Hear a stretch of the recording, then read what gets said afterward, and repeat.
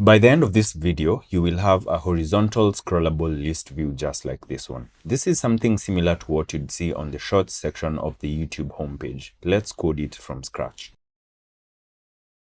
We'll start off with the default code of a new Flutter project. We'll go ahead and change the title, remove the comments, and remove some of the code so that we remain with a blank scaffold. Next, we'll create a new folder called images, which is where we'll put the images we're going to use in this project. We will launch this folder in the File Explorer, copy the images we need from our selection of images, and paste them in this new folder. Next, we will go to the pubspec.yaml file and scroll down to the assets section. We will uncomment this code and remove this extra text so that we remain with a line that points to the images folder. Let's now go back to our main.dat file to start writing our code. We will start by creating the ShortVideoThumbnail class. Our class will extend a stateless widget, and it will have two required parameters, that is ImageRef or image reference and description. Let's reduce this Explorer window so that we can see our code nicely. Next, we move on to the build method, which will return a stack. Let's change these brackets to curly braces. The first child of our stack will be the image container. Here we will have a container with an all-round margin of 5 pixels, a height of 300, a width of 150, and its child will be a clip-rounded rectangle. We will give it a border radius of 10, and its child will be an image from the image reference, and we will give it a fit of boxfit.cover so that it covers up the entire container. The second child of the stack will be the description container. We'll have a container with a width of 150,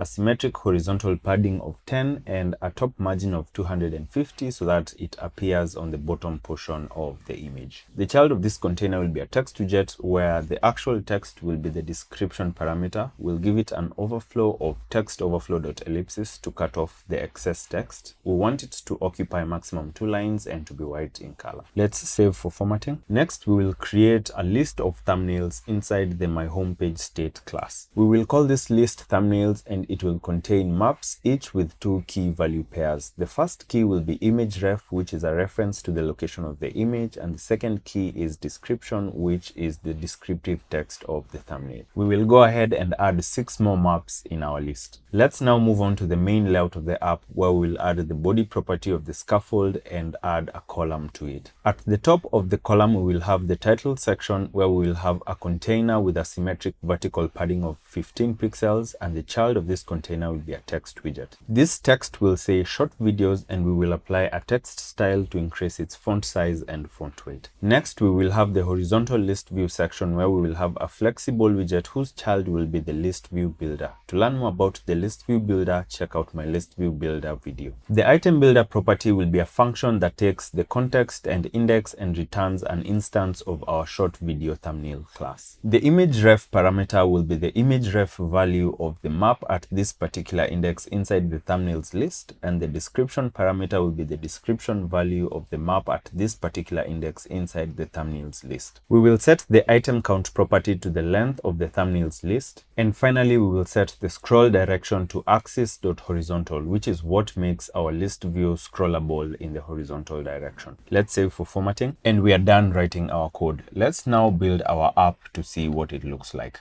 And our app has now been built. We can see that we now have a horizontally scrollable list view. We have an issue here with one of the images, and that is probably due to an erroneous reference. So let's quickly fix that here. Let's rebuild our app, and now our app works just fine. When we resize this window, we can see that the list view still works as expected. So that's how you build a horizontal list view in Flutter. If you have enjoyed and found value in this video, be sure to give it a thumbs up and send it to someone who might find it helpful as well. And if you haven't already, subscribe to this channel with the notifications turned on so that you get notified each time I upload a new video.